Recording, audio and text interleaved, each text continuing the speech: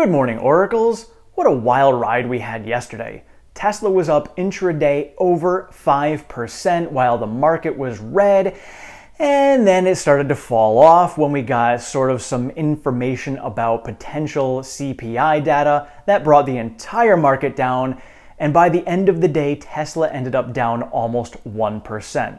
So by the time you watch this video, most likely the CPI data is going to be out, and that is most likely going to be moving the stock and the market one way or the other, whether we beat it or miss it. And Tesla yesterday proved that the macro environment still is significantly heavier than Tesla in particular by itself. So we got a new analyst rating from UBS coming in, switching from a hold to a buy rating, an upgrade, which is awesome. And that's part of the reason why Tesla went up as high as it did. But again, macro environment too heavy, bringing it down. We also got Shanghai numbers that came out, which I shared with you guys yesterday. Those were a little bit higher than expectations, which were good. We also got some information about BYD, and looks like Tesla is partnering up with BYD, and this is something we had heard about several months ago. But it looks like BYD is going to be supplying Tesla with some of their batteries. Now, you think about competition and people may think, oh, well, this is competition. Is this good? Why is Tesla getting batteries from them? Realistically, I think this is excellent. If Tesla can partner up and have a good relationship with, as of right now, their top competitor in China, that is a great sign because both of them together are going to move the EV revolution forward in China and in turn around the rest of the world. And so, at least in the early on stages, probably the next 3 to 5 years, when it comes to competition, everybody's like, competition is coming. Competition's a good thing for Tesla. Competition is a good thing for all EV manufacturers because the competition isn't manufacturer against manufacturer. The competition is EV against ICE. And we need to remember this because right now, EVs take up about 2 to 3% of the overall global market. That's itty bitty tiny. So they need all of the teamwork together that they can to overtake ICE vehicles. We are moving in that direction, but the more they can team up and help each other out, the faster we can make that transition happen. So seeing this partnership between BYD and Tesla, I think, is a very good relationship that we are going to see that is going to help this transition forward. And we did get reports out of China yesterday saying that Shanghai is back to 100% capacity, so that is fantastic. So for June, they might actually be able to exceed pre-lockdown numbers and start moving back into the record-breaking numbers that they were going through on a regular basis. So this could bode very well, and maybe they'll make up some ground going to finish off Q2. We shall find out. But very good news that Shanghai is back to 100%, and it sounds like by tomorrow they should be back up to all the lockdowns taken away when it comes to all of their suppliers. And it seems like they have been stockpiling and cranking up their supply orders as well to about 130%, which means that they're going to have even more supplies coming in to try and catch up on this backlog. And we also did hear that the first Austin Model Y with the 4680 battery has been delivered. So it'll be nice to see more of these starting to flow out. The first ones seem to go to employees initially. So it does look like, based on the serial number, that this is one that was made several months ago. So they're finally starting to pump them out. So it'll be nice to see, once we actually get a flow coming out and seeing what's going on, where this is going to transition. I don't know. I'm going to keep on checking mine. My delivery date got pushed out, but wondering if they're going to offer me the 4680 option. I don't know. It's not even on the website to actually purchase yet. But it's nice to see deliveries starting to come out of Austin. And we should be getting the proxy any day now. Looking at Gary Black had actually broken down very specifically last year and the dates and timing of when they came out with their proxy. And it was 4 days after the release date that they had been speaking about for their extension and exactly 8 weeks prior to their annual shareholder meeting. So that date in particular would be today on the 10th. So if it has not come out by the time this video posts, I will obviously be speaking about it on tonight's video to go over it with all of you guys. So hopefully it comes out super early and I can add it, but otherwise we will pay attention later on in the day and share all the information with you guys there. And NHTSA is upgrading their investigation into the FSD crashes that FSD had with some first responder vehicles when it came to the flashing lights and the vehicles not stopping. So we knew about this. This is old news that it happened, but they're upgrading their investigation on this to further take a look and see what's going on.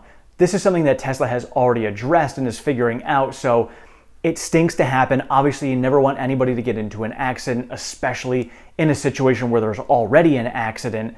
Not great to see, but that's part of learning, and it does stink, and it's not great, but you gotta learn. If you don't try new things and figure out where you're failing, you can't fix it.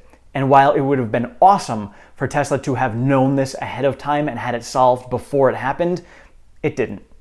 It's the nature of everything. Think about, just the vehicles that we drive these days. There were no seatbelts in them until I think it was the 50s when Volkswagen invented the seatbelt and patented it and just gave the patent away for free because they realized it was for life-saving reasons.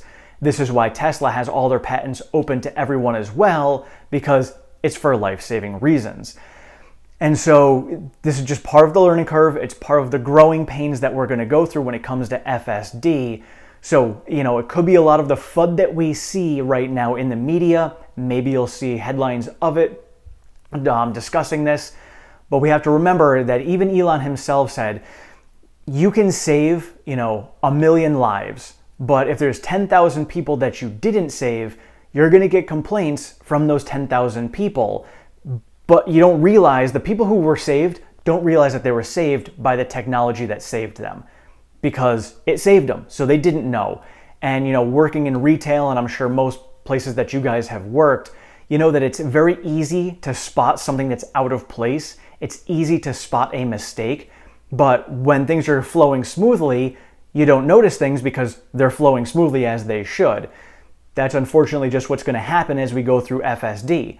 As things are working properly, people don't notice that things are working better than they used to because that's just going to be the norm for them.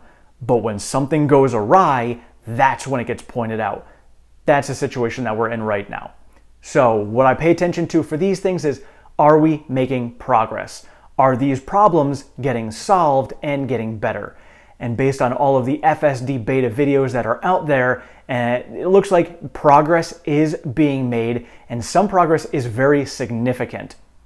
So we are moving in the right direction. These are good things, and unfortunately stuff like these accidents may end up happening along the way due to the fact that you gotta learn somehow. And Electric shared in a little article the other day as well about Master Plan Part 3.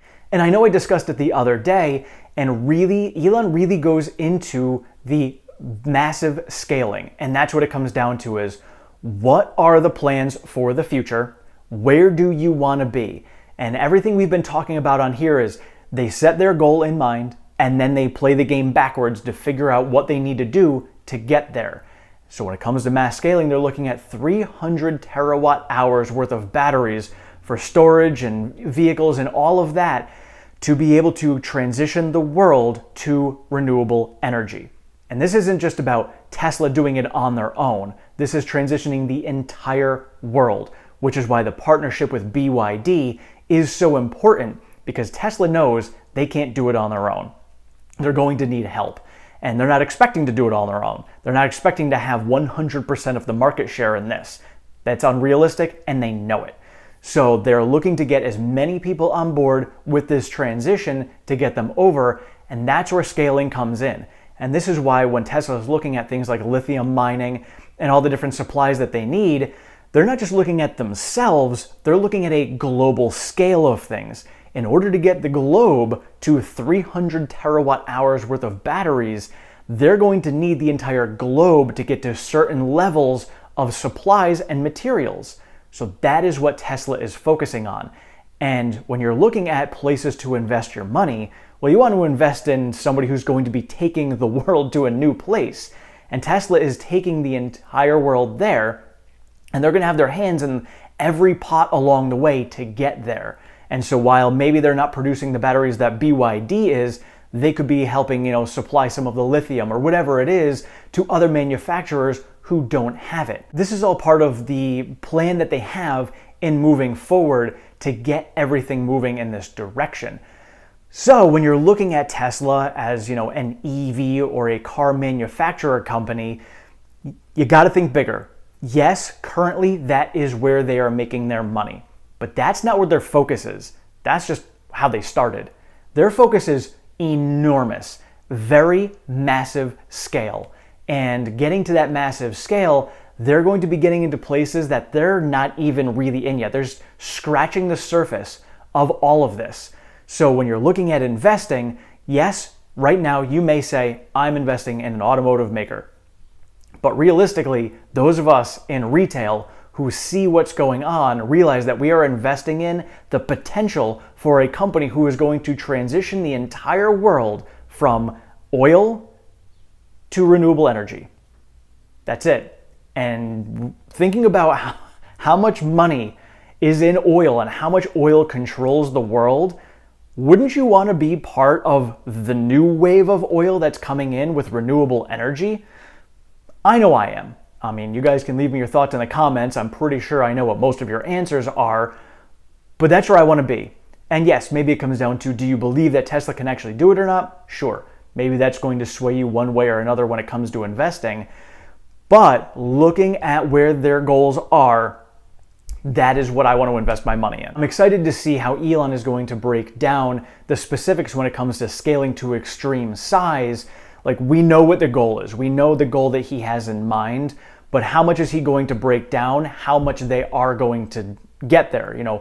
How much is going to be involved with lithium mining when it comes to EVs, when it comes to Optimus?